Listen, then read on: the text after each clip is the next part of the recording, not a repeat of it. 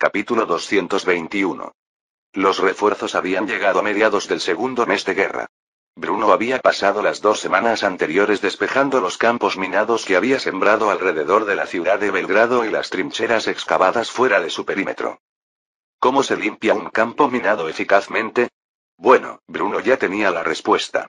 La introducción del Minenrumwagen, como lo llamó Bruno, robando el nombre de su vida pasada, fue prácticamente lo único inspirador de su versión anterior.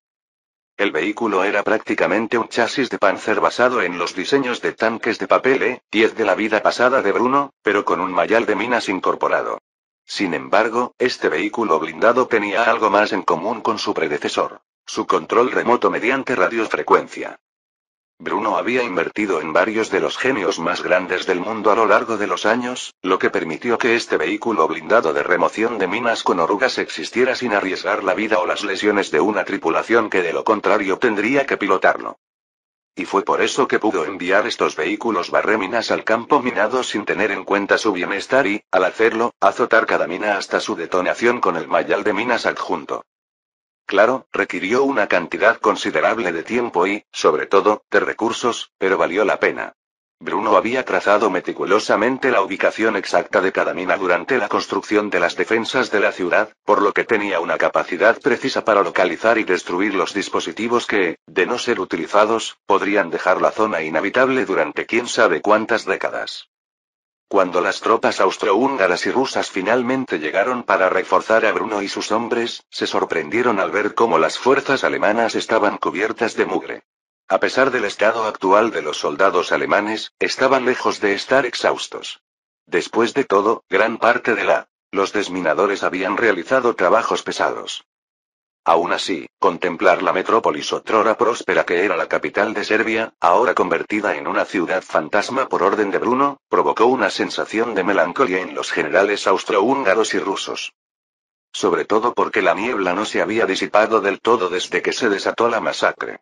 Al ser otoño y con un clima terrible en ese momento, todo se complicó creando una atmósfera inquietante. Una atmósfera que el ejército alemán había soportado durante las semanas desde que gasearon la ciudad hasta someterla. Bruno parecía ser el único que no se veía afectado en lo más mínimo por el ambiente espantoso. No podía decirse lo mismo de los soldados bajo su mando, quienes se desmoronaban lenta pero inexorablemente. Los rumores de lamentos fantasmales durante las tormentas más fuertes y en la hora del diablo no ayudaban a la terrible moral que afligía a las tropas de Bruno. Por eso, el general austrohúngaro se apresuró a comentar la situación mientras Bruno fumaba bajo la lluvia frente a él. Tus hombres parecen desconcertados. ¿Las batallas que libraste ya les han empezado a afectar? Bruno negó con la cabeza, respondiendo rápidamente al hombre con una declaración sombría antes de entrecerrar los ojos e interrogar al general austrohúngaro por su tardanza. En absoluto. Cuando empiezan los disparos, sus manos son firmes como el acero templado. Más bien, son los espíritus de los muertos los que les quitan el sueño. Por mucho que intente explicárselo, los fantasmas de los difuntos no tienen ningún poder terrenal para hacerles daño. Algunos de los hombres más supersticiosos juran haber visto cosas en la niebla y oído voces a horas intempestivas de la noche. Todo esto son tonterías. Estas cosas no existen en este mundo, pero después de lo que le hicimos a esta ciudad y a su gente, no culpo a algunos hombres por derrumbarse. Por eso me alegra que estés aquí, un cambio de aires les vendría bien. Hablando de eso, ¿por qué llegan tan tarde? Nos encargamos de los serbios que derrotaron y esperábamos que llegaran en cualquier momento, y aquí están, 2 semanas después de la batalla. El general austrohúngaro desvió inmediatamente la mirada con una expresión de culpa en su rostro, lo que hizo que Bruno adivinara más o menos lo que había sucedido, lo que el general ruso admitió rápidamente. Disculpas, señor. Esperaban nuestra llegada para unir fuerzas y marchar juntos hacia Belgrado. Tras las bajas sufridas en el conflicto con las fuerzas del ejército provisional serbio, consideraron que sería más seguro viajar con mayor número. De haber sabido el estado en que se encontraban sus hombres y el terrible entorno que los afectaba de tal manera, habríamos acelerado nuestra aproximación y sido mucho menos cautelosos en nuestro avance. Les pido perdón por hacerles perder tanto tiempo. Bruno se burló tras exhalar la última bocanada de humo que le quedaba a su cigarrillo. Luego tiró el dispositivo antes de pisotearlo. No es que, con el diluvio torrencial actual, fuera ni remotamente capaz de provocar un incendio forestal. Simplemente lo hizo para desahogar su frustración en silencio, en lugar de arremeter verbalmente contra sus aliados. Se esforzaba por mantener la calma a pesar de las circunstancias. Perder la compostura, sobre todo ahora que sus tropas estaban al borde de la desesperación, era lo último que necesitaba hacer. En cambio, Bruno destacó lo costosa que había sido la cautelosa marcha austrohúngara y rusa. En pocas palabras, a estas alturas los británicos y los franceses han atracado en los Balcanes, ya sea en Montenegro, Albania o Grecia, y han llevado armas y municiones muy necesarias a sus aliados serbios, lo que nos ha creado un problema mucho mayor del que habríamos enfrentado si no hubieran tardado 2 semanas enteras en reforzarnos. De hecho, no me sorprendería que los aliados también enviaran ayuda en forma de tropas a Serbia. Ahora nos espera una lucha mucho más dura. Y si los vecinos de Serbia se unen a los aliados, este escenario podría durar un año entero en lugar de solo 3 meses, como había previsto. Por suerte para mí y mis hombres, quienes hemos librado la mayor parte de la lucha hasta ahora, ambos han ofrecido sus fuerzas para luchar en la vanguardia en la próxima gran batalla que nos toque enfrentar. Así que, en nombre del ejército alemán, acepto humildemente sus disculpas. Rechazar la afirmación de Bruno de que compensarían su falta de prisa y determinación enviando a sus hombres al frente del siguiente asalto no fue precisamente una decisión acertada. Para empezar, a Bruno se le había otorgado autoridad operativa sobre el teatro de operaciones de los Balcanes tras ascender al rango más alto del ejército alemán. Claro, los generales austrohúngaros y rusos también podían tener un rango y estatus similares, pero Bruno era, al fin y al cabo, el hombre con autoridad exclusiva sobre todo lo que hacían las potencias imperiales en esta campaña. Por lo tanto, todo lo que realmente podían hacer era aceptar la responsabilidad por sus fracasos y aceptar enviar sus propias tropas a la primera ola de la siguiente gran batalla. Capítulo 222. Además de asegurarse de que los niños afectados por la guerra dentro de las potencias imperiales estuvieran adecuadamente atendidos en caso de que perdieran a sus padres, o que las viudas y sus hijos también recibieran ayuda para apoyarlos sin sus maridos cerca para cuidarlos. Las organizaciones benéficas de Heidi también destinaron importantes recursos y personal a la atención de los heridos físicos en combate.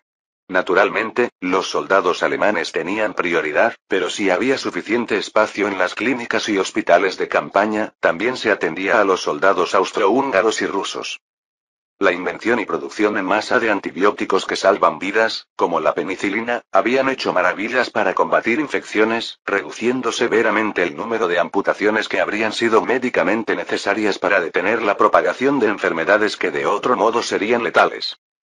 Además de esto, la adopción de un calzado adecuado a las condiciones de las trincheras prevenía la aparición de infecciones por hongos y otras afecciones desagradables como la gangrena y el pie de trinchera que, si no se trataban adecuadamente, podían provocar la pérdida de la extremidad afectada o, peor aún, la muerte. Mientras Bruno se había concentrado casi por completo en producir las herramientas necesarias para matar a tantos enemigos como fuera posible y ganar la guerra, Heidi fue quien le recordó que los alemanes también sufrirían y necesitarían amplios preparativos para mitigar las bajas. En definitiva, Alemania era la que menos muertes sufría, ya que quienes se salvaban, generalmente, lo hacían gracias a lo que Heidi había hecho para prepararse para la guerra. Como resultado, tanto Bruno como Heidi se habían ganado la reputación de ángeles y fueron representados como tales en la propaganda bélica. Solo cumplían 2 roles distintivos, opuestos a este. Si Bruno era la encarnación viviente de Azrael, el ángel de la muerte que guió a millones de almas al más allá, Heidi era la personificación de Rafael, quien sanaba a quienes habían sufrido daño, impidiendo así que su contraparte oscura cegara sus almas. Heidi no solo coordinaba los esfuerzos para salvar tantas vidas como fuera posible. Cuando tenía tiempo, visitaba a los soldados que habían regresado a la patria por una u otra razón, les dedicaba una sonrisa amable y les daba las gracias personalmente. Les hacía saber que el mundo no se había acabado y que quienes protegían estaban profundamente agradecidos por los sacrificios que habían hecho. Uno de los hombres con los que hablaba la conocía perfectamente. Al fin y al cabo, había servido a las órdenes de su marido en Belgrado y resultó herido durante la defensa, después de que los alemanes exterminaran a los residentes con gas y ocuparan las ruinas que quedaron. El hombre había resultado tan herido que lo sacaron del campo de batalla y lo enviaron de vuelta de Berlín tras finalizar su tratamiento para que recibiera la atención y la rehabilitación adecuadas. Francamente, sentía un enorme respeto por Bruno, pero sufría mucho por lo que él y el ejército hicieron en Belgrado. Sus heridas no eran solo físicas. Su mente estaba marcada de maneras difíciles, si no imposibles, de curar. Y por eso, no pudo evitar sentir deseos de desahogar sus frustraciones consigo mismo, con la mujer del hombre que había ordenado al ejército masacrar una ciudad entera. Tú eres Heidi, ¿verdad? Heidi von Zenner, la esposa del general Feldmarschall. Heidi miró al instante al hombre que yacía en una de las camas de enfermo. No entendía quién era ni cómo la conocía. Al fin y al cabo, había muchos soldados recibiendo tratamiento en Berlín procedentes de distintos frentes de guerra. Debido a esto, ella instantáneamente le prestó toda su atención al hombre mientras acercaba un taburete y se sentaba frente a él. Su rostro era amigable, tanto así, que el hombre que había querido gritarle y culparla por cómo se sentía, no pudo lograr sentir ningún enojo dentro de su corazón. Especialmente cuando ella le habló en el tono más amable, uno que él simplemente no esperaba. Así es, ¿conoces a mi marido? El soldado asintió con la cabeza. Cualquier palabra que había pensado decirle a Heidi en el momento en que la vio entrar en la habitación se había evaporado instantáneamente. Ni siquiera pensó cuando confirmó que efectivamente conocía a Bruno, aunque no a nivel personal, ya que era solo un hombre alistado apenas con edad suficiente para luchar. Sí, yo estuve asignada al 8º ejército, antes de que esto sucediera. Esas eran las únicas palabras que Heidi necesitaba saber para comprender plenamente la situación del joven. Por la confusión en sus ojos, estaba en Belgrado cuando Bruno dio la orden de masacrar la ciudad, y por eso, sus ojos azul cielo reflejaban empatía mientras le hablaba como si realmente le importara su dolor, y así era. Tú, estuviste en Belgrado, ¿verdad? Pobre alma, ni siquiera puedo imaginarme lo que estás pasando ahora mismo. Lo que hizo mi esposo fue cruel, en más sentidos de los que creo que él es consciente. No solo a los ciudadanos inocentes de la ciudad que pagaron innecesariamente con sus vidas las acciones de la familia real serbia, sino también a todos ustedes que tuvieron que llevar a cabo y presenciar el ataque que ordenó Bruno. ¿Cómo se encuentran, si no les importa que pregunte? Los hombres eran, en muchos sentidos, criaturas bastante simples. Cuando el mundo se desmoronaba a su alrededor, y se cuestionaban a sí mismos y todo lo demás en la vida, todo lo que realmente necesitaban para evitar que se volvieran completamente locos era saber que a alguien, en algún lugar, le importaban. Incluso si no conocían personalmente a la persona, el hecho de que alguien les mostrara amabilidad en su hora más oscura era más que suficiente para que la mayoría de los hombres sufrieran en silencio y soportaran cualquier dolor que estuvieran atravesando, al menos lo suficiente para seguir adelante. Y por eso, el joven, que había sentido una serie de momentos confusos y conflictivos hasta que Heidi se sentó y habló con él, aceptó lo que había hecho en un instante, al menos lo suficiente para calmar su corazón y su mente, para poder continuar, no solo cumpliendo con su deber hasta el final, sino también con la vida en general. Así, mostró una sonrisa agridulce mientras le confesaba a Heidi exactamente cómo se sentía en ese momento. ¿Sabes qué? Creo que voy a estar bien. Capítulo 223. Aparte de la afluencia de heridos que se dirigían en trenes a hospitales a salvo tras las líneas enemigas, el Reich operaba de forma más o menos similar a como lo había hecho en tiempos de paz. O al menos en lo que respecta a la vida cotidiana de los civiles. Hasta el momento, la guerra marchaba bien para las potencias imperiales, ¿y por qué no iba a serlo? Se habían preparado durante muchos años para este conflicto y se habían preparado de la forma más adecuada. Si algo preocupaba más a Bruno, era no formar parte activa de la vida de sus hijos en ese momento. Solo podía enviarles cartas desde el frente siempre que tenía tiempo y los medios para transportarlos de regreso a la patria. Y debido a esto, sus hijos mayores, que entraban en la adolescencia, se quedaron, en su mayoría, sin un padre que los guiara adecuadamente en este período crítico de su desarrollo. Eva, en particular, lo pasó mal, pues recibía constantemente noticias de las chicas de su escuela sobre el regreso de sus hermanos de la guerra heridos o, peor aún, en bolsas para cadáveres. Al menos la mitad de su clase tenía al menos un familiar afectado por el conflicto mundial en curso, y por ello, la joven adolescente estaba bastante preocupada por la seguridad de su padre. Además, como hija mayor, Eva solía ayudar a su madre, desempeñando el papel de padre al ser un segundo padre para sus hermanos menores. Si solo hubieran estado Eddie, ella, Erwin y Bruno, todo habría sido más fácil. Pero en los últimos 4 años, desde que Eddie y Bruno decidieron tener más hijos, habían tenido tantos como rotaciones solares. Esto significaba que Eddie y Bruno ya tenían 7 hijos. Eva era la mayor, Erwin el segundo y Elsa la tercera. Sin embargo, Eva estaba en casa, sin ir a la escuela, tomándose el día libre porque su madre tenía asuntos laborales que atender. ¿Habría dejado Heidi la crianza de sus hijos en manos del personal de la villa? Sin duda. ¿Dejaría a sus hijos correr sin control sin la supervisión de al menos un boncener? Ni hablar. Gracias a esto, Eva estaba en casa, cuidando de sus hermanos menores. De la segunda generación de 4 hijos, 3 nacieron varones y una niña, que era la menor de todos los hijos de Bruno y Eddie. En ese momento, Eva le estaba dando una bofetada al mayor de los 3 niños pequeños, Joseph, mientras lo regañaba por andar con barro en los pies. Sus acciones, por supuesto, inspiraron a sus 2 hermanos menores a hacer lo mismo, causando un desastre tremendo. Joseph, Heinrich y Wilhelm. Juro por Dios que si no se quitan los zapatos embarrados ahora mismo, se armará un infierno cuando mamá vuelva a casa. Después de que su hermana mayor le diera un golpe en la cara con una cuchara de madera, Joseph inmediatamente comenzó a hacer pucheros y a llorar, haciendo el berrinche de su vida mientras pisoteaba toda la alfombra con sus zapatos embarrados. Decir que Eva estaba harta de la mierda colectiva de sus hermanos pequeños fue el eufemismo de su vida, y su rostro se tornó severo cuando estaba a punto de maldecirlos de la manera más impropia de una dama irreprensible posible. Afortunadamente para ella, Erwin entró en la habitación y vio el enorme desastre, ya que acababa de regresar a casa de la academia cuando presenció lo que habían hecho sus hermanos menores, maldiciendo como si fuera un soldado en las trincheras mientras lo hacía. Oigan. Malditos cabrones. ¿Ustedes armaron este desastre? Más les vale responderme cuando les haga una maldita pregunta, o les juro que le contaré todo esto al viejo cuando vuelva de los Balcanes. Y ya saben cómo maneja las cosas ese viejo miserable. Eva no comprendió a qué padre temían sus hermanos, que era el opuesto a ella y sus hermanas. Mientras que ella era especialmente estricta y tiránica con sus hijas, a sus hijos no hacía más que consentirlos. Y lo contrario podría decirse de Bruno.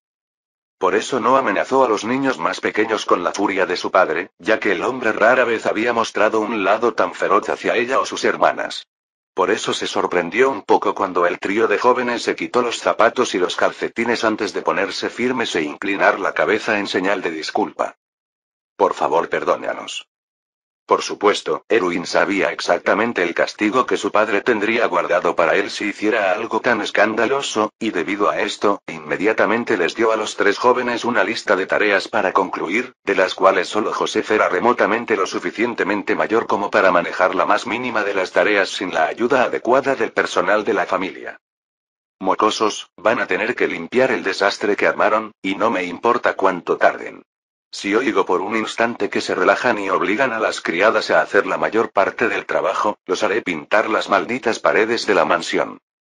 Casualmente, Alia estaba entrando cuando vio a Erwin regañar a sus hermanos pequeños, como si estuviera canalizando la energía de su padre ausente, lo que le hizo reír al ver al joven adolescente luchando por emular el comportamiento de un adulto maduro.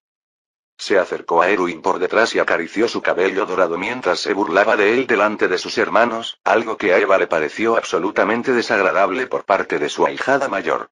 Tranquilo, hombrecito, no seas tan duro con los pequeñines. Al fin y al cabo, solo son niños. Probablemente ni siquiera sepan lo que hacen. ¿Qué te parece si tú y yo los ayudamos para no darle más importancia? Las mejillas de Erwin se sonrojaron levemente al apartar la mirada de su prometida, demasiado avergonzada para decirle una palabra. Mientras tanto, Eva apretó los puños al instante e hizo un puchero, interrumpiendo a su hermano menor antes de que pudiera acceder a la petición de Alia, agarrándolo del brazo y arrastrándolo. Lo siento, Alia, pero Erwin prometió ayudarme con algo hoy. Si quieres ayudar a los mocosos a limpiar el desastre que armaron, puedes hacerlo tú misma. Vamos, Erwin. Erwin se quedó sin palabras. No recordaba haberle hecho semejante promesa a su hermana mayor, e incluso la cuestionó mientras la chica lo arrastraba a la fuerza. Espera, Eva. Aguanta. Alia simplemente presionó la palma de su mano contra su mejilla y comentó toda la experiencia con mucho cariño, lo que solo provocó que Eva hiciera pucheros y le sacara la lengua a la mujer más joven mientras doblaba la esquina con Erwin. Dios mío, ¿no es adorable? Está tan celosa. Capítulo 224. La Gran Guerra se extendió por el mundo con bastante rapidez. Pensándolo bien, no era sorprendente. Al fin y al cabo, la mayor parte del mundo estaba en manos de las grandes potencias. Quedaban pocas naciones independientes fuera de Europa. Sin embargo, una de esas naciones independientes fue el Imperio del Japón, y tal vez fue la única nación no europea en la historia que logró mantenerse más o menos al nivel de desarrollo de los imperios europeos, tanto que en la primera mitad del siglo XX fue capaz de desafiarlos hasta cierto punto. Algo para lo que nadie más en el escenario mundial estaba ni remotamente preparado. Era cierto que para 1945, el desarrollo tecnológico japonés se había quedado completamente rezagado respecto a sus aliados y rivales a nivel mundial. Pero en 1914, estaban prácticamente a la par de las grandes potencias europeas, con acceso a casi todo el mismo nivel de equipo militar. ¿Artillería con retroceso compensado? Listo. ¿Rifles de cerrojo? Por supuesto. ¿Ametralladoras pesadas? Por supuesto. Y gracias a la intervención de Bruno en la cronología, el ejército imperial japonés también tenía acceso a ametralladoras de uso general. Es cierto que muchas de estas armas estaban recamaradas para el relativamente anémico 6,5x 50 mm señor Arisaka, ya que su potencia era bastante inferior a la de los cartuchos contemporáneos de la época. Sin embargo, en el siglo XXI, el 6,5x 50 mm señor Arisaka estaría prácticamente redimido a ojos de los expertos balísticos, ya que tenía potencia más que suficiente para abatir un objetivo del tamaño de una persona y una trayectoria muy plana, algo muy deseado por los tiradores. Teniendo en cuenta que en el siglo XXI el cartucho 6,548 mm se volvió favorito entre los tiradores de competición por esta misma razón, Bruno en realidad aconsejó a los japoneses que se quedaran con esta ronda en lugar de desarrollar un cartucho innecesariamente más grande, como lo habían hecho en su vida anterior, y al hacerlo tensaron sus líneas de suministro. Fue, sin duda, un testimonio de la capacidad del cartucho que el primer rifle de combate del mundo en la vida anterior de Bruno estuviera recamarado para el 6,5x 50 mm señor Arisaka. Aunque muchos argumentarían que el ruso Fedorov Avtomat fue el primer rifle de asalto del mundo, el arma, que se fabricó inicialmente en cantidades limitadas en 1915 y se utilizó más ampliamente en la Guerra Civil Rusa que durante la Gran Guerra anterior, no cumplía técnicamente con dicha definición. Los ejércitos de todo el mundo definían un rifle de asalto como un fusil con recámara para cartucho intermedio y capacidad de disparo selectivo. Esto, por supuesto, significaba que el Fedorov Avtomat, que funcionaba con un cartucho de fusil de tamaño normal y no con un cartucho intermedio como el Kurz 8x 33 mm utilizado en el Sturmgewehr 44, era, por definición, un fusil de combate. Un fusil de combate tenía prácticamente la misma definición que un fusil de asalto, pero con la ligera variación de usar en su lugar un cartucho de fusil de tamaño normal. Este fue un detalle bastante importante de mencionar, ya que los rusos estaban actualmente desarrollando este mismo rifle como un medio para competir con el Gewehr 43 alemán, o Gewehr 05, como se lo llamaba en esta vida, que Bruno había forzado en la línea de tiempo mucho antes de lo que normalmente hubiera ocurrido sin su interferencia. Pero ¿quién no intentaba encontrar una solución al armamento alemán avanzado que dominaba el campo de batalla? Los austrohúngaros estaban prácticamente en proceso de crear una conversión bastante simple, económica y efectiva de sus fusiles Steyr-Mannlicher M95 de cañón recto en una variante semiautomática. Mientras tanto, los franceses intentaban desesperadamente reemplazar sus pésimas ametralladoras Puteaux modelo 1905 por algo mucho más fiable y duradero.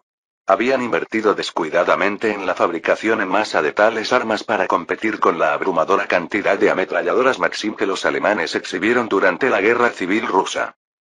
Solo ahora, tras el inicio de la guerra, los franceses comenzaron a comprender la insensatez de sus acciones precipitadas. La única ametralladora que tenían en servicio era increíblemente propensa a atascarse en condiciones de campo o, peor aún, a sufrir averías catastróficas en combate que requerían extensas reparaciones para volver a entrar en acción, algo imposible de hacer fuera de una fábrica de armas. Algo que resultó en bajas excesivas, ya que el ejército francés simplemente no podía respaldar sus cargas contra las fortificaciones con fuego de supresión, lo que resultó en oleadas masivas de sus hombres siendo aniquilados por el armamento alemán superior. Sin duda, fue una auténtica vergüenza para los franceses como nación. Y mientras intentaban activamente solucionar este grave problema en su arsenal, los británicos y los italianos también trabajaban en sus propios objetivos. La Marina Real había sufrido derrotas catastróficas en los mares y había comenzado a eludir Normandía y en su lugar desembarcar en el sur de Francia y los Balcanes con sus tropas para evitar ser perseguidas por manadas de lobos alemanes concentradas en el Mar del Norte. Sin embargo, los británicos malinterpretaron la razón por la que sus barcos seguían hundiéndose. Al no comprender la amenaza que acechaba bajo las olas, creyeron que los alemanes hundían sus buques con fuerza aérea. Por ello, se centraron en el rápido desarrollo de armamento antiaéreo capaz de defender su armada y su comercio marítimo. La única nación que estaba realmente preocupada por las metralletas y las ametralladoras ligeras alemanas eran los italianos, que habían sufrido repetidas y horribles pérdidas en los Alpes debido a la abrumadora cantidad de MP-34 y MG-34 que manejaban los alemanes, ambas lo suficientemente móviles para defender rápidamente cualquier rincón de las fortificaciones construidas dentro de la cordillera de los asaltos italianos. Realmente no importaba la rapidez del avance de los italianos, ya que los alemanes podían simplemente movilizar a sus hombres con la cadencia de fuego más rápida para contrarrestar su carga en cualquier momento. Algo que simplemente no era posible con ametralladoras pesadas. Los italianos también se dieron cuenta de que existía una grave deficiencia en sus propias capacidades armadas. Cada frente planteaba diversas dificultades únicas para los adversarios del Reich alemán, dificultades que incluso los aliados de Alemania detectaron y trataron de solucionar en sus propios arsenales. Así, aunque los alemanes tuvieron un avance tecnológico abrumador al comienzo de la guerra, si no fueron prudentes y simplemente se durmieron en los laureles, era perfectamente posible que al final de la misma sus enemigos los hubieran alcanzado.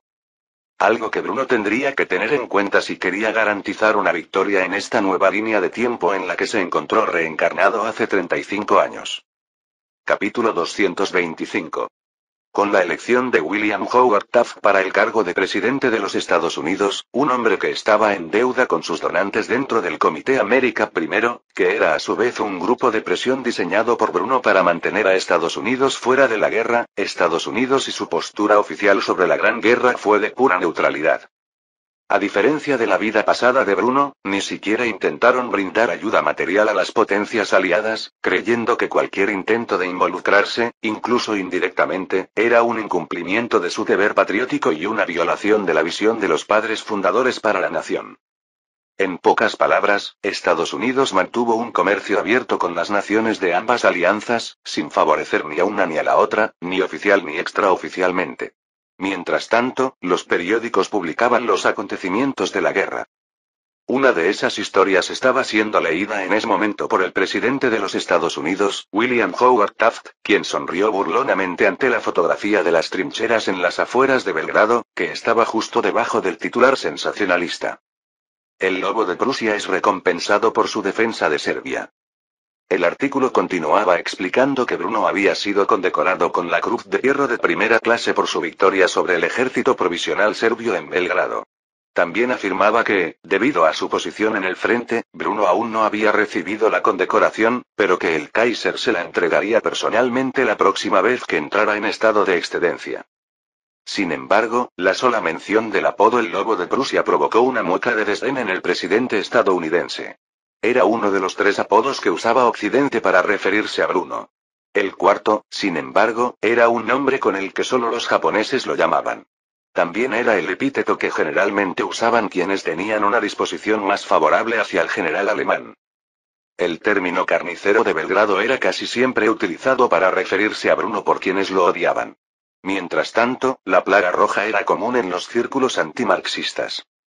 El mero uso del término demostraba que el autor del artículo probablemente tenía una fuerte predisposición hacia Bruno, y era un apodo común en los medios de comunicación estadounidenses.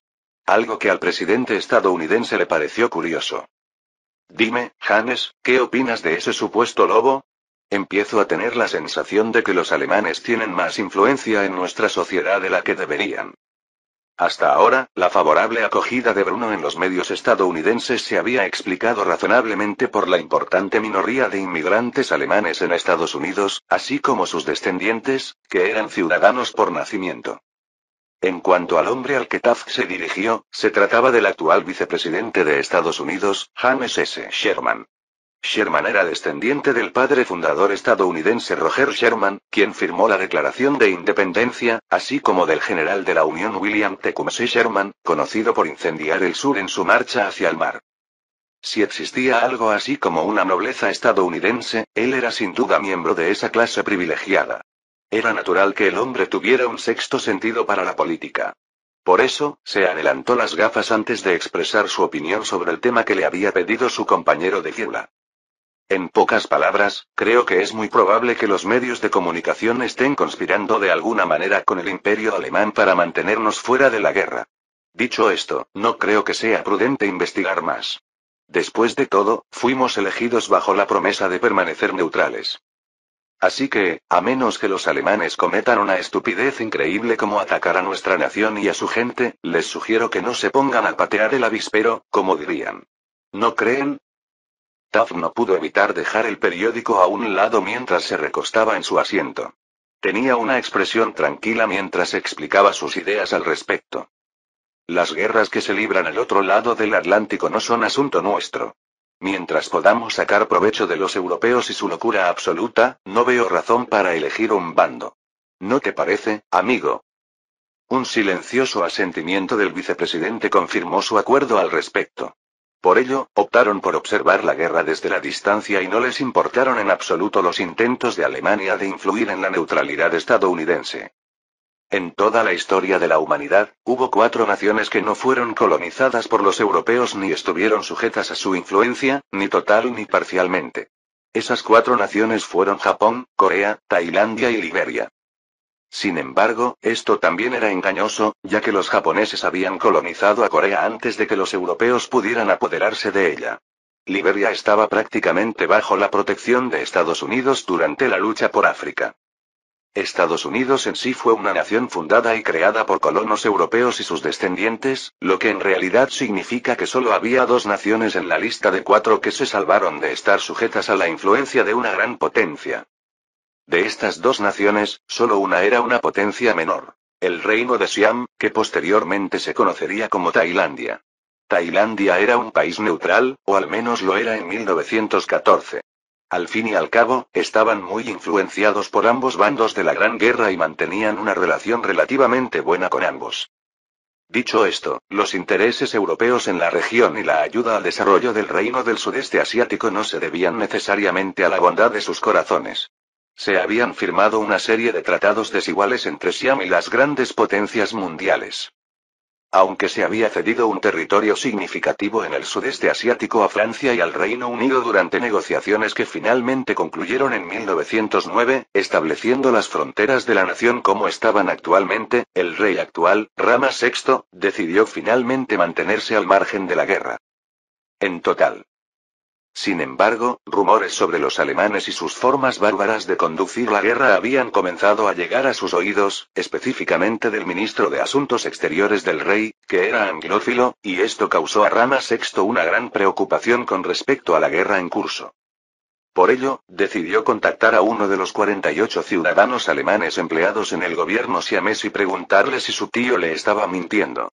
Naturalmente, los ciudadanos alemanes se apresuraron a defender las acciones de Bruno en Belgrado, presentando la versión oficial de que la familia real serbia estaba compuesta por usurpadores que habían asesinado al rey anterior y a su esposa para obtener su cargo y estaban en connivencia con la Mano Negra y la joven Bosnia, siendo así parcialmente responsables del estallido de la guerra. Después de una larga historia que señalaba cómo Bruno se había visto obligado a elegir entre sitiar una ciudad fuertemente fortificada y hacer marchar a sus soldados por sus calles, donde tendrían que participar en una brutal guerra urbana contra soldados armados y civiles por igual, o simplemente gasear a sus habitantes, Rama VI se vio obligado a creer que involucrarse en la guerra era un asunto muy mala idea. Cuando, al estallar el conflicto, uno de los generales que luchaban tuvo que hacer una elección tan horrible, la neutralidad de Siam quedó sellada. Así, sin darse cuenta, Bruno había seguido cambiando la línea de tiempo con sus acciones, asegurándose de que el reino de Siam no entrara en la guerra en 1917 en nombre de los aliados como lo había hecho en su vida pasada. Capítulo 226.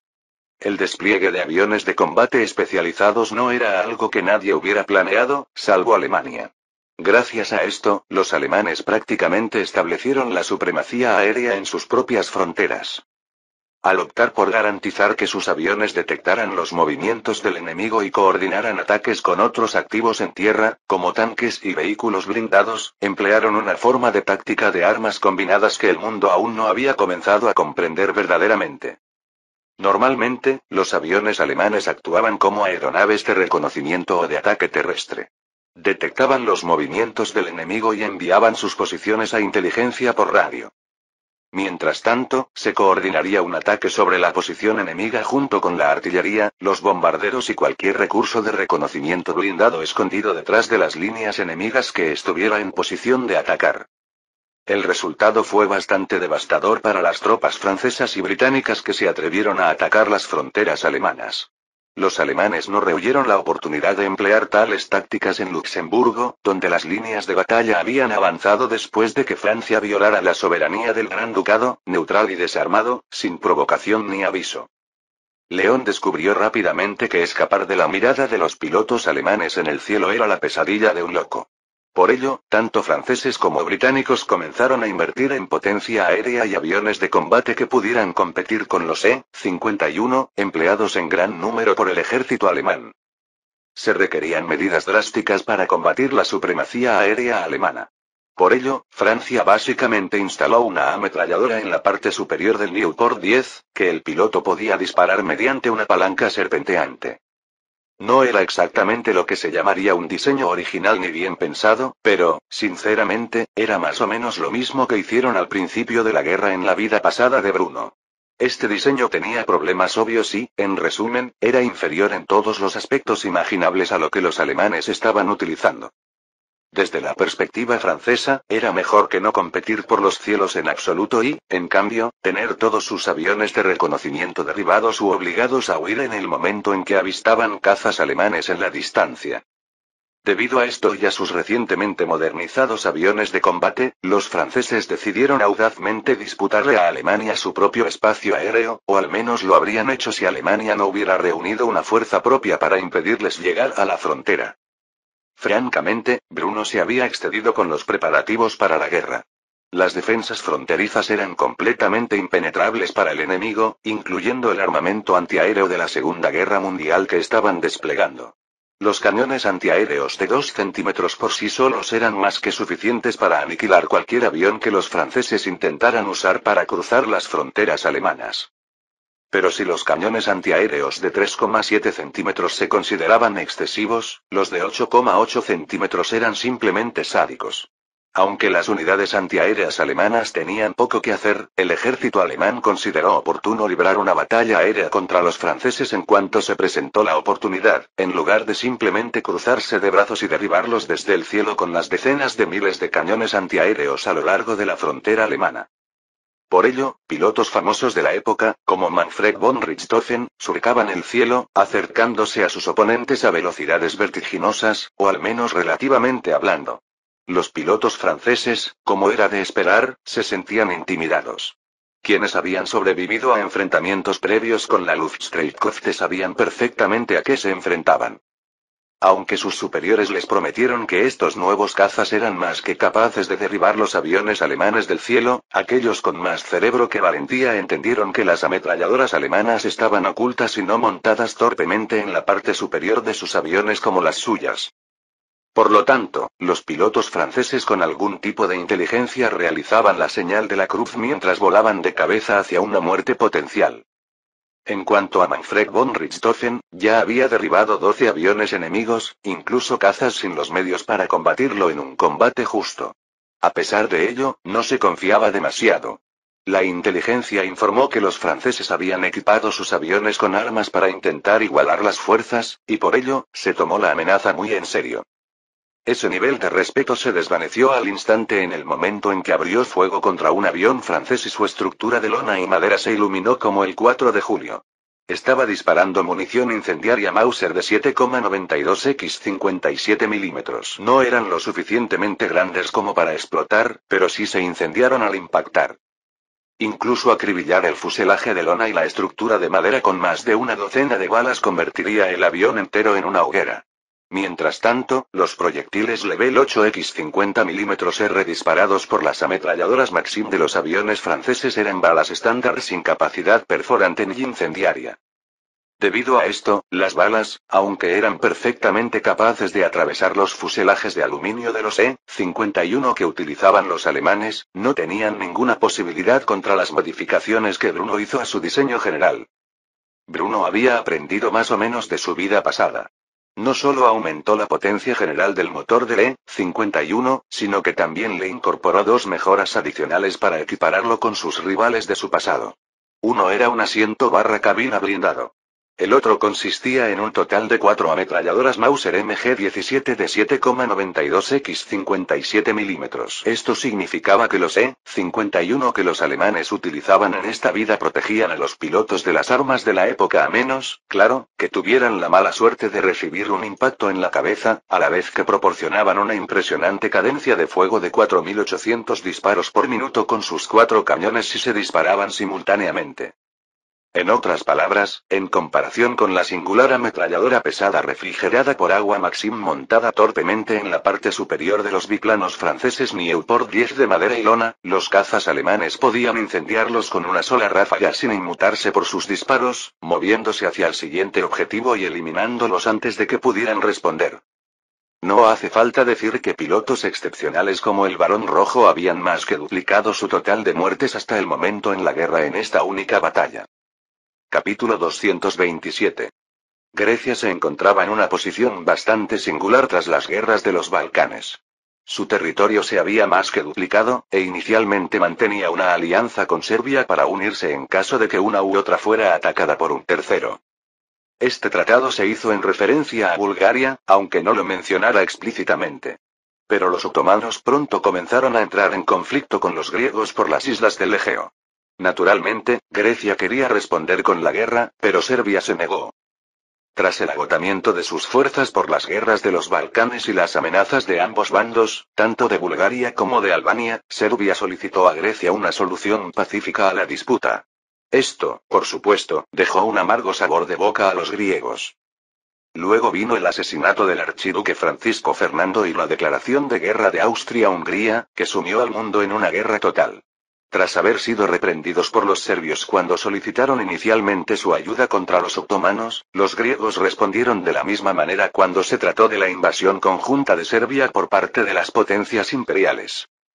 En lugar de eso, optaron por permanecer completamente neutrales, es decir, por supuesto, si Bulgaria hiciera algún movimiento, ya que solo un idiota creería que aceptarían su derrota en la Segunda Guerra de los Balcanes y la pérdida de un territorio significativo sin hacer nada. Al principio así fue, pero a medida que la guerra continuó avanzando con repetidas pérdidas aliadas, muchas naciones independientes comenzaron a creer que pronto terminaría, con una dominación completa y total de las potencias imperiales. Grecia no fue la excepción a este idealismo hacia la guerra. Los otomanos se habían unido a las potencias aliadas, y esta era la oportunidad para Grecia de saldar rencores que mantenía desde 1453, o quizás incluso antes. Si era casi seguro que las potencias imperiales ganarían, ¿qué les impedía unirse ahora y contribuir lo suficiente para recuperar Constantinopla y otros territorios históricamente europeos y griegos? Lógicamente hablando, este razonamiento era bastante sólido. El problema, claro está, era que los Balcanes serían una región del mundo que se dedicaría a una depravación absoluta del más alto nivel.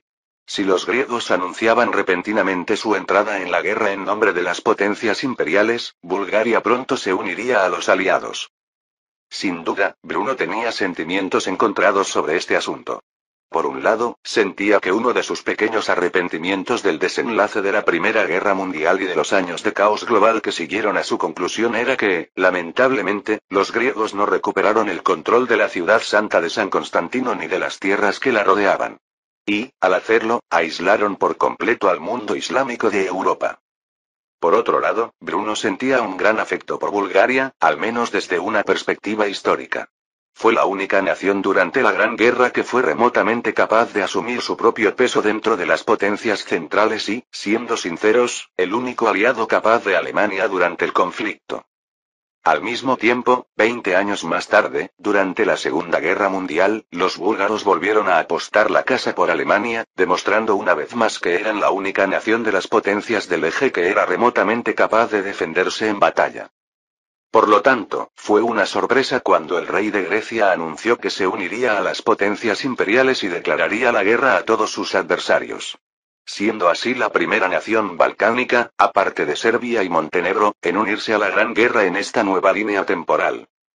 Bruno, sinceramente, no sabía cómo reaccionar.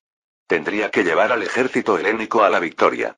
Tras años asegurándose de que los líderes austrohúngaros y rusos comprendieran las deficiencias críticas de sus ejércitos, y como resultado, indirectamente, mejorándolos en esta vida, era seguro decir que las potencias imperiales contaban con los 3 ejércitos más poderosos del mundo entre sus filas. Pero la incorporación de Grecia complicó las cosas para Bruno. Lo más probable era que Bulgaria declarara la guerra en nombre de los aliados, y si bien eso no era el fin del mundo, pues se trataba de una potencia menor, su alianza podía vencer fácilmente. A Bruno le costaba desear eso. Respetaba la lealtad y la competencia por encima de todo en la vida. Y Bulgaria había demostrado ser un aliado leal y competente cuando Alemania no contaba con otros en quienes confiar en su vida pasada. Al mismo tiempo, Bruno deseaba recuperar para los europeos todas las tierras europeas ocupadas por Turquía. Y por lo tanto, no sabía realmente cómo reaccionar al respecto al leer sobre el asunto en un telegrama que le habían enviado. Como mínimo, Serbia estaba siendo atacada por ambos bandos, y Grecia obstaculizaba el envío de suministros a Serbia por Montenegro. Heinrich y Erich notaron que Bruno actuaba de forma extraña mientras tomaba su café matutino en una taza de metal diseñada para uso en el campo. Los 2 hombres estaban sentados frente a él, mientras él leía el periódico. Ante esto, Heinrich se apresuró a hacer un comentario propio en tono jocoso. Déjame adivinar, ¿a tu esposa le han concedido otra orden de caballería? Bruno dejó el periódico sobre la mesa y desvió la mirada hacia su viejo amigo. Era severa, al igual que su voz cuando formuló una pregunta que les puso la piel de gallina a Heinrich y a Erich. ¿En qué mundo parezco ser el tipo de hombre que se deja llevar por el éxito de mi mujer, casi mi amada esposa, en sus obras caritativas? ¿Acaso soy tan reprensible para ustedes 2 que un premio a mi esposa por sus virtuosos esfuerzos me preocuparía profundamente? Obviamente, estoy en conflicto sobre el asunto del ingreso oficial de Grecia a nuestra alianza, me pregunto seriamente por qué ustedes 2 son mis amigos más cercanos si genuinamente creen que soy un hombre tan superficial y mezquino. No, si Su Majestad la Kaiserina Augusta Victoria considerara a Eddie digna de tal honor, sería uno de los días más felices de mi vida.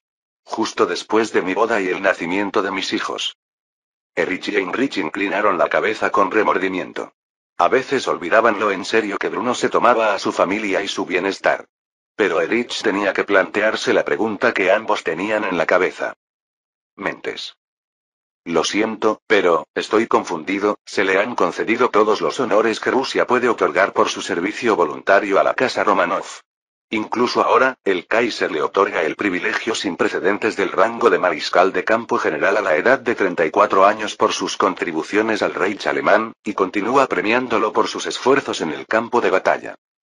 Y, sin embargo, usted acaba de decir que coloca todo eso por debajo de su boda, el nacimiento de sus hijos y el potencial de que su esposa tenga una centésima parte de su reconocimiento por el éxito. ¿Puede explicarme por qué es así? Heinrich guardó silencio. Entendía más o menos los sentimientos de Bruno al respecto. Claro, era soltero, pero tenía una hija adoptiva a la que había criado hasta la edad adulta y que era el orgullo y la alegría de su vida. Mucho más que las medallas que lucía en el pecho, aunque no se diera cuenta de que ya era adulta. Pero Erich. El hombre se había convertido en un sociópata de pura cepa tras los horrores que sufrió en Rusia. Vivía por una razón. La violencia, y si había una segunda razón, era el reconocimiento de sus logros en ese sentido. Bruno, sin embargo, obtuvo lo que siempre había deseado a lo largo de 2 vidas. Y por eso, ni siquiera se enojó con sus amigos por no comprender del todo su situación. Más bien, una extraña y compleja emoción se dibujó en su rostro al expresar sus igualmente enrevesados pensamientos. Permítanme decirlo así. Todo lo que he hecho en mi vida, sin importar lo que sea, desde pequeño fue por el bien de la familia, el pueblo, la patria, el Kaiser y Dios. Y no se equivoquen, el sentido de prioridad viene en ese orden. Mi familia es lo más importante de mi vida. Lucho por mis hijos y su futuro.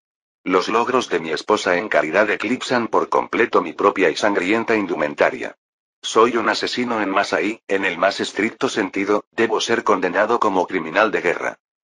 Trabajo, sudo, lloro, sangro y derramo la sangre de otros para que mi esposa, mis hijos y mis hijas puedan vivir una vida libre de tales preocupaciones. En algún momento de mi vida, ganar una cruz de hierro o una Pour le Mérite habría sido el mayor honor que me hubieran podido dar. ¿Pero de qué sirve una medalla forjada en hierro si está impregnada de sangre? En comparación, si mi esposa hubiera recibido la orden de Luisa, sus esfuerzos por salvar vidas y ayudar a los desamparados habrían igualado los míos por cosechar la mayor cantidad posible. Su salvación, comparada con mi propia condenación, es motivo suficiente para celebrarla entre los momentos más felices de mi vida, ¿no? Sobre todo si se considera su origen y su situación actual. Era difícil refutar las palabras de Bruno cuando hablaba con tanta pasión y reflexión. ¿Por qué? Ante esto, tanto Heinrich como Erich permanecieron en completo silencio mientras el hombre volvía a tomar su taza de café y su periódico y reanudaba la lectura del artículo principal con una expresión mucho más estoica que la que tenía antes en su rostro. Capítulo 228. La entrada griega en la guerra trajo consigo numerosos beneficios a las potencias imperiales, pero también numerosos inconvenientes. El mayor beneficio fue que los otomanos se vieron invadidos en dos frentes. En sus fronteras más occidentales, estaban siendo atacados por el ejército helénico. Mientras tanto, desde Armenia, los rusos y austrohúngaros, junto con un pequeño contingente de tropas alemanas, avanzaron hacia Anatolia. Al mismo tiempo, la armada helénica comenzó a patrullar el Mediterráneo junto con la Kriegsmarine, o en otras palabras, la armada austrohúngara, lo que proporcionó a las potencias imperiales una potencia de fuego significativamente mayor para combatir los intentos británicos, franceses y otomanos de ayudar a Serbia. Esta era una ventaja que Alemania no obtendría con Bulgaria, cuya armada estaba compuesta por una sola cañonera y 6 torpederos. Mientras que la armada helénica no era en absoluto una potencia marítima, pero al menos contaba con una flota considerable de acorazados, cruceros, destructores y submarinos. Todo esto podría utilizarse en conjunción con los recursos navales austrohúngaros para coordinar ataques contra el transporte marítimo y de tropas aliado. Además, estas dos fuerzas navales podrían colaborar con la flota báltica rusa para tomar el control del estrecho del Bósforo y permitir la libre circulación de las fuerzas navales rusas en la región. Combinándolos todos en una fuerza capaz de desafiar a los aliados por el control del Mediterráneo. Si bien el Reich alemán contaba con una de las armadas más avanzadas y poderosas del mundo, su objetivo actual era asegurar la hegemonía alemana sobre el Báltico, el Mar del Norte y el Canal de la Mancha, donde eran constantemente disputados por la Marina Real Británica. Debido a esto, tenían pocos recursos que podían enviar al Mediterráneo para ayudar a sus aliados. Esta era, por supuesto, la principal queja de Bruno sobre los Habsburgo.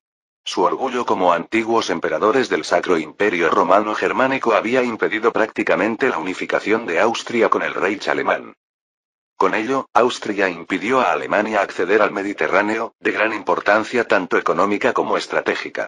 Al fin y al cabo, el Archiducado de Austria poseía territorio en el litoral austríaco y contaba con puertos en el mar Adriático, una masa de agua más pequeña que desembocaba en el Mediterráneo. Si los archiduques de Austria se hubieran unificado con Alemania en 1871 y se hubieran inclinado ante la Casa de Hohenzollern, que ya los había derrotado unos años antes en 1866, Alemania habría tenido acceso a rutas comerciales críticas y a importantes zonas de importancia estratégica. Esto también habría permitido a los alemanes mantener una fuerza naval mucho más avanzada en la región, ya que la Kriegsmarine Kutch estaba lamentablemente obsoleta y mal entrenada en comparación con sus contrapartes en la Kaiserliche Marine alemana, y ese todavía era el caso en la vida pasada de Alemania. Con la introducción de las invenciones e innovaciones de Bruno en esta vida, fue verdaderamente una triste situación que no se hubiera podido construir una segunda flota de submarinos y destructores en el litoral austríaco. En última instancia, sin embargo, la mayor desventaja de que Grecia entrara en la guerra en nombre de las potencias imperiales, habiendo percibido una victoria alemana casi segura y queriendo aprovecharla para combatir a los otomanos y apoderarse de los territorios en disputa, era que el ejército helénico era mucho menor que el ejército búlgaro y mucho menos competente.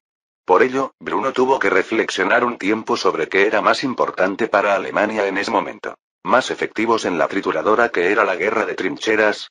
¿O recursos navales, cuya construcción requería mucho más tiempo que entrenar a un soldado en el tiro con fusil? Aunque personalmente no quisiera admitirlo, lo cierto era que la incorporación de la flota helénica al bando alemán en esta guerra fue una ventaja mucho mayor. Sobre todo porque el ejército alemán ya contaba con una ventaja tecnológica tan abrumadora sobre sus enemigos que compensaba con creces el número de tropas que el ejército búlgaro enviaría para apoyar su causa. En última instancia, era un sacrificio que Bruno tendría que hacer. Un sacrificio que seguramente le generaba conflicto, pues luchar contra los búlgaros, a pesar de la lealtad y competencia que habían demostrado hacia Alemania en su vida pasada, era algo que escapaba por completo a su control. Después de todo, Bruno podía ser uno de los comandantes militares de más alto rango del Reich alemán, pero estaba desplegado en Serbia. Esto significaba que no tenía medios para negociar un acuerdo de paz entre Grecia y Bulgaria.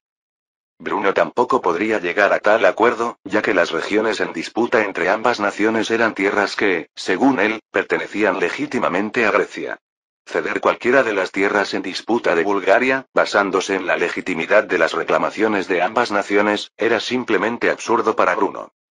Epiro, Macedonia, Tracia, Jonia, Creta y Chipre fueron territorios griegos desde tiempos inmemoriales y habían estado bajo control otomano durante muchísimo tiempo. Dado que los otomanos se habían unido a los aliados en esta línea temporal, no había razón para que estas tierras no acabaran bajo la autoridad griega, suponiendo que Bruno lograra revertir el curso de la historia. Y por mucho que Bruno respetara de Bulgaria, cualquier acuerdo equivaldría, en cierto modo, a intercambiar una de estas legítimas reivindicaciones griegas por otra. Algo que, según su conciencia, Bruno no podía aceptar. Por eso Bruno terminó guardando el periódico y terminando su café, concluyendo que la historia iba en la dirección correcta, aun cuando se tratara de una corrección involuntaria provocada por el efecto mariposa. Debido a esto, suspiró profundamente, después de hablar largamente sobre cómo priorizaba los logros de su familia por encima de los suyos, y admitió la verdad sobre por qué parecía inusualmente perdido en sus pensamientos. Si quieren saberlo, la razón por la que parecía tan conflictuado era porque me debatía internamente sobre si el anuncio del rey de Grecia de su entrada en la guerra en nombre de nuestra alianza era, en última instancia, positivo o negativo.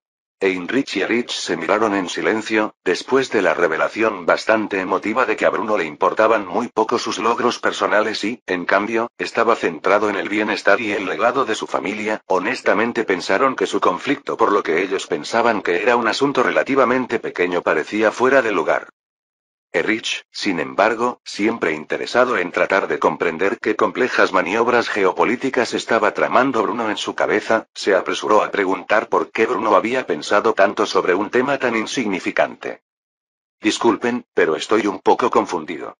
¿Por qué un asunto así los tiene tan perturbados? Son meras potencias menores que buscan pequeños avances territoriales con el sudor y la sangre que derramamos principalmente en esta guerra. ¿De verdad importa cuál de estas naciones se alinea con nosotros y cuál no? Como de costumbre, Erich reveló por qué siempre sería un oficial de campo y nunca llegaría al Estado Mayor. Su falta de comprensión de la gran estrategia y la geopolítica garantizaba que, en el mejor de los casos, comandaría un pequeño grupo de fuerzas de élite en la batalla. Pero claro, la tenacidad y la sed de sangre del hombre lo hacían perfecto para tales tareas. Aún así, Bruno y Heinrich no pudieron evitar negar con la cabeza, mientras que Bruno simplemente respondió de una manera que solo confundió aún más a Erich. Aunque no lo parezca, la alianza entre Grecia y Bulgaria con el Reich alemán y las potencias imperiales podría afectar permanentemente el curso de la historia. Pero, claro, Erich, creo que tus habilidades son más adecuadas para liderar hombres en combate que para jugar al ajedrez a nivel mundial. Esto, por supuesto, no pretendía ser un insulto, ni Erich lo percibió como tal. Como él también creía, no era apto para dirigir campañas. Así que simplemente asintió y aceptó la declaración de Bruno, decidiendo ignorar las mayores implicaciones de la entrada de Grecia en la guerra y, en cambio, continuar en su cargo oficial. Capítulo 229. Bruno notó algo cuando los ejércitos alemán, austrohúngaro y ruso se unieron. Algo sutil había cambiado en la línea temporal, y no era precisamente sorprendente. Hasta cierto punto, las mismas reglas que se aplicaban en su vida pasada seguían vigentes en esta línea temporal a pesar de los cambios. ¿Qué significaba esto? Bueno, a un nivel muy pequeño, se realizaron ligeros cambios en los uniformes debido a la naturaleza del cambio de alianzas. Por ejemplo, en la vida pasada de Bruno, existían, principalmente, dos diseños diferentes de cascos de acero que llegaron a dominar el campo de batalla durante la Gran Guerra. Si uno estuviera alineado con las potencias centrales, entonces lo más probable era que adoptaran el Stahlhelm M1916, originalmente creado por el Reich alemán, como su respuesta a los traumatismos en la cabeza causados por la metralla de artillería. O al menos, desarrollaron alguna variante local de ese diseño. Esto se había aplicado no solo a Austria-Hungría, sino también al Imperio Otomano y al Reino de Bulgaria durante la vida de Bruno. Mientras que las potencias aliadas, salvo dos excepciones, utilizaron en mayor o menor medida el casco agriano francés. Esto incluyó a Rusia en mucha menor medida, ya que se sumaron muy tarde a la adopción del casco de acero debido a la sensibilidad estética del zar Nicolás II. Las dos excepciones a esta regla general fueron Gran Bretaña y su infame casco Mk I. Este diseño atemporal de ala plana recibió varios apodos, como casco Brodie o casco Tommy, pero al fin y al cabo era lo mismo. Curiosamente, Estados Unidos fue la única facción de cierta importancia durante la guerra que optó por el diseño británico Mk I en lugar del casco francés Adrian M 1915. Los soldados estadounidenses llamaban cariñosamente a sus copias nacionales del Mk I el casco Doug Boy. Menciono estas distinciones porque en esta vida fue igual. Con la adopción del Stahlhelm M 1916 por parte de Alemania mucho antes de lo debido, es decir, una década o antes, sus aliados, que comprendían el valor de los cascos de acero, imitaron sus diseños, ya que la infame división de hierro que Bruno lideró en Rusia había sufrido muchas menos bajas gracias a su singular protección para la cabeza. Los austrohúngaros, al igual que en el pasado de Bruno, copiaron el Stahlhelm. Era prácticamente idéntico, salvo por la correa de la barbilla y la ubicación de los remaches que lo sujetaban al casco. Sin embargo, lo más interesante fue que los rusos también habían adoptado su propia versión del Stahlhelm.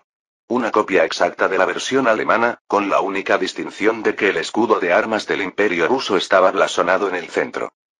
Algo que, curiosamente, apareció durante la vida pasada de Bruno entre los voluntarios del Freikorps alemán durante la Guerra Civil Rusa de 1917-1922. Algo con lo que, afortunadamente, Bruno había lidiado mucho antes en esta vida, y por lo tanto no tuvo que temer como consecuencia de su búsqueda de la victoria sobre la Gran Guerra. Debido a esto, la apariencia del ejército combinado de las potencias imperiales, en particular Montenegro y Serbia, presentaba poca distinción al marchar hacia el sur a través de los Balcanes. Sobre todo porque Alemania y Austria-Hungría habían adoptado una versión casi idéntica del Feldgrau para la coloración de sus uniformes.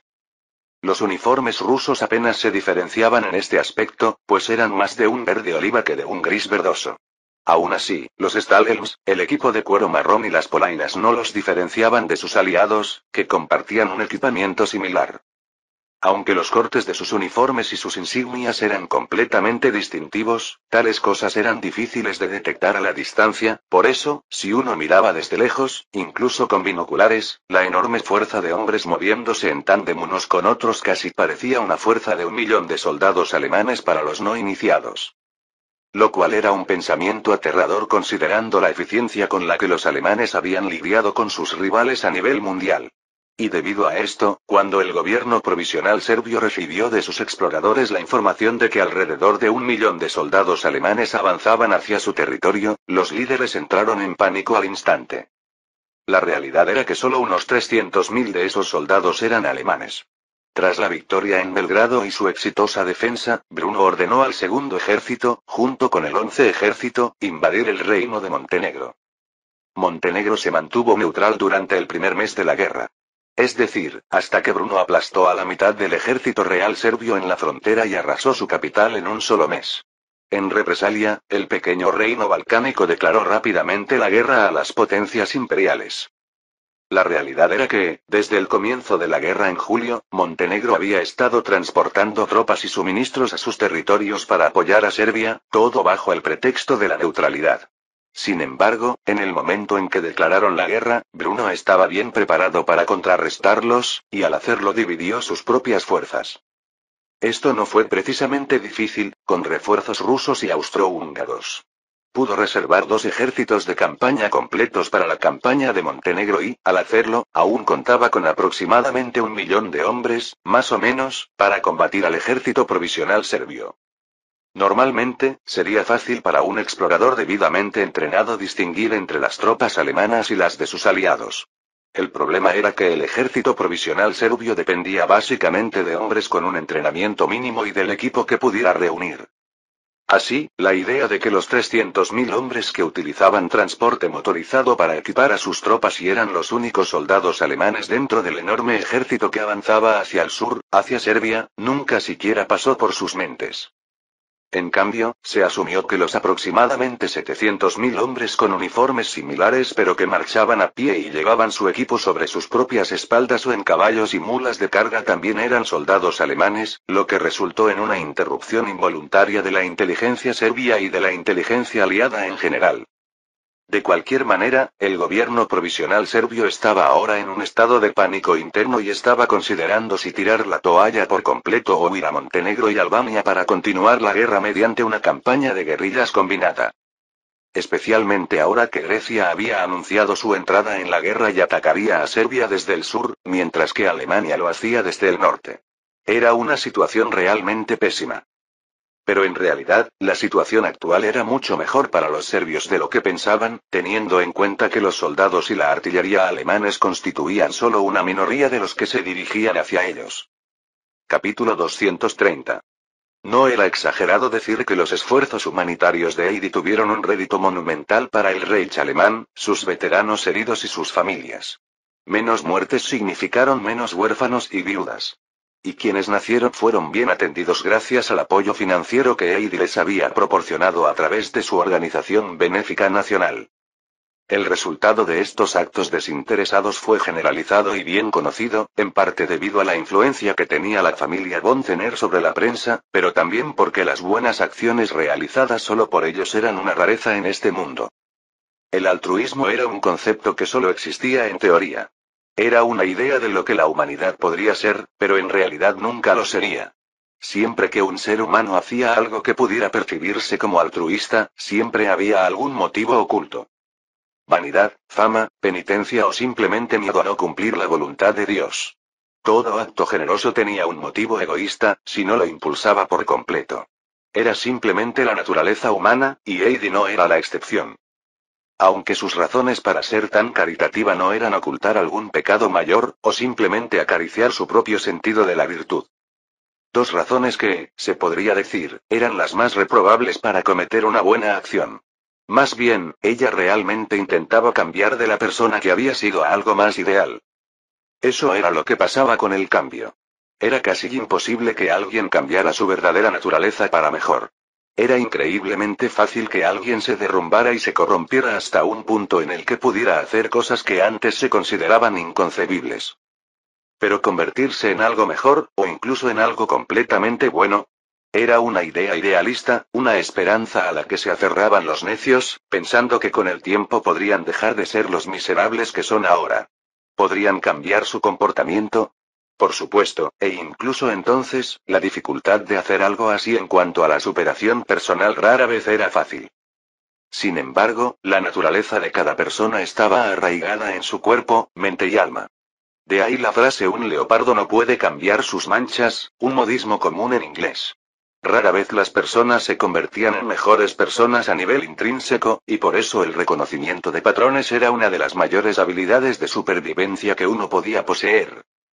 Comprender el comportamiento pasado de alguien significaba predecir sus acciones futuras. La mayoría de las veces esto parecía cierto, pero en raras ocasiones uno podía fingir hasta lograrlo y finalmente transformarse en un ser humano completamente diferente. Era muy raro que tales cambios de carácter fueran obra de mitos y leyendas. Aún así, el precio que uno debía pagar para experimentar tal cambio solía ser un inmenso sacrificio y sufrimiento personal. Quizás una entre 1.000 millones de personas eran capaces de transformarse en algo mejor. En resumen, Heidi no había partido de los peores pecadores. No, fue una persona bastante virtuosa desde el principio. Sentía un gran amor y lealtad hacia su familia, hasta el extremo. Era una madre y esposa maravillosa. Además, siempre había sido amable y elegante, como la educaron para serlo. Tanto es así que incluso sus hermanastras siempre habían envidiado a Heidi por sus cualidades, ejemplares de princesas como ellas. Cualidades de las que siempre carecieron. Pero en el fondo, Heidi albergaba un odio que luchaba constantemente para no envenenar su alma. Este odio era justificable, y solo se dirigía hacia quienes la habían perjudicado de maneras que solo en los últimos años había podido perdonar y superar. Pero el odio era una emoción insidiosa y contagiosa. Era la emoción humana más poderosa que existía, y una vez que el alma se corrompía bajo su influencia, era casi imposible deshacerse de ella. Se enconaba y crecía hasta que uno actuaba de una forma que normalmente no haría. O permanecería latente, formando parte de ellos para siempre. Quizás, si tuvieran la fuerza de voluntad, podría reprimirse durante años, décadas o incluso toda la vida. Pero jamás podría extirparse. No es cierto. Solo en las leyendas, semejante gracia salvadora podía vencer a un hombre, o en este caso a una mujer, y cambiar su destino para mejor. Pero si las acciones de Bruno en esta vida no hubieran sido un milagro para el mundo y sus habitantes, ¿qué otra cosa podría definirse como tal? Quizás si Heidi nunca hubiera conocido a Bruno, no se hubiera comprometido con él, no hubiera formado una familia con él y no hubiera sido influenciada por él, habría muerto joven, o incluso habría sido una bruja miserable y odiosa toda su vida. Pero esa no era esa línea de tiempo ni la vida que Heidi vivió en ella, y debido a esto ella finalmente pudo perdonar y seguir adelante con el sufrimiento de su infancia y la muerte de su madre. Ella fue capaz de cambiar y convertirse en alguien que genuina y honestamente sacrificó su tiempo y la fortuna de su familia para ayudar a los menos necesitados sin ninguna razón más allá del hecho de que era lo correcto. Y debido a esto, mientras Bruno marchaba hacia el sur de Serbia con un ejército de aproximadamente 1 millón de hombres, Heidi fue llamada al palacio del Kaiser. Era algo inusual para ella.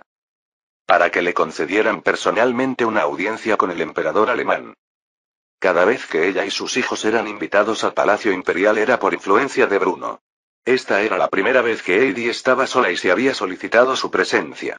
De ahí que estuviera un poco nerviosa, pues se vistió con su atuendo más formal y se peinó de la forma más elegante. Cumpliría 33 años en octubre, y aún así era tan hermosa y deslumbrante como una doncella 10 años más joven. Sin Bruno a su lado para ahuyentar a los lobos, sin duda habría cientos de pretendientes intentando robarle la novia a su hombre. Pero al final no fue así, ya que cuando Heidi puso un pie en el palacio se sorprendió al descubrir que no era el propio Kaiser quien había solicitado su presencia, sino la esposa del emperador. Augusta Victoria de Schleswig-Holstein, que estaba de pie junto a su hija, la princesa Victoria Luisa de Prusia, así como una variedad de otras damas nobles alemanas, muchas de las cuales eran reinas, grandes duquesas y princesas por derecho propio. Antes de que Heidi pudiera preguntar por qué la habían convocado, la Kaiserin se levantó rápidamente de su asiento, instando a todos a hacer lo mismo, y le dio una orden a Heidi. Una orden que ella cumplió rápidamente. ¿Es costumbre hacer una reverencia cuando se está en presencia de una emperatriz? Heidi conocía perfectamente estas costumbres, pero esta extraña reunión la sorprendió tanto que olvidó por completo sus modales. Inclinó la cabeza rápidamente e hizo una reverencia como correspondía, disculpándose por su mala educación. Disculpas, Su Alteza, me quedé estupefacto por un momento, perdonen mi falta de modales. ¿Y respeto? La Kaiserin miró a su hija, quien sonrió en silencio y asintió con la cabeza, lo que provocó que la emperatriz suspirara antes de anunciar que Heidi había sido llamada a su casa. Tras una cuidadosa consideración y debate con los demás miembros de la orden, he considerado oportuno concederle a usted, Heidi von Zenner, la orden de Luisa, dama de primera clase, como recompensa por sus excepcionales acciones caritativas hacia el reino de Prusia y el Reich alemán en su conjunto. Tras decir esto, la Kaiserin se acercó a Heidi y le prendió la cinta de la orden y su medalla distintiva en el pecho izquierdo de su elegante vestido. Heidi la miró con incredulidad, sin esperar una recompensa tan increíble por las acciones que había realizado únicamente para ayudar a los menos afortunados en una época desafortunada de la historia de la humanidad. Quiso decir algo, pero tartamudeó con incredulidad mientras las lágrimas le inundaban los ojos.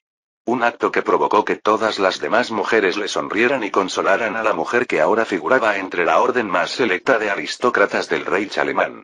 Una orden de caballería destinada exclusivamente a mujeres de noble cuna y a sus obras de caridad. Ya fuera por haberse convertido en princesa de pleno derecho como resultado de ser la esposa de Bruno y las acciones que él había tomado en Rusia para ganarse tal estatus, o por el hecho de que ahora era tratada como una dama noble por las legítimas emperatrices, reinas y princesas. Heidi finalmente sintió que su cuestionable herencia era cosa del pasado. Algo que la había atormentado durante toda su vida. Ni siquiera el hermano de Bruno, Maximiliano, se atrevió a decirle una palabra hacia Heidi o su parentesco, para no provocar la ira de la casa de Hohenzollern, que ahora reconocía en Heidi una dama noble de la más alta virtud. Fin del capítulo 230.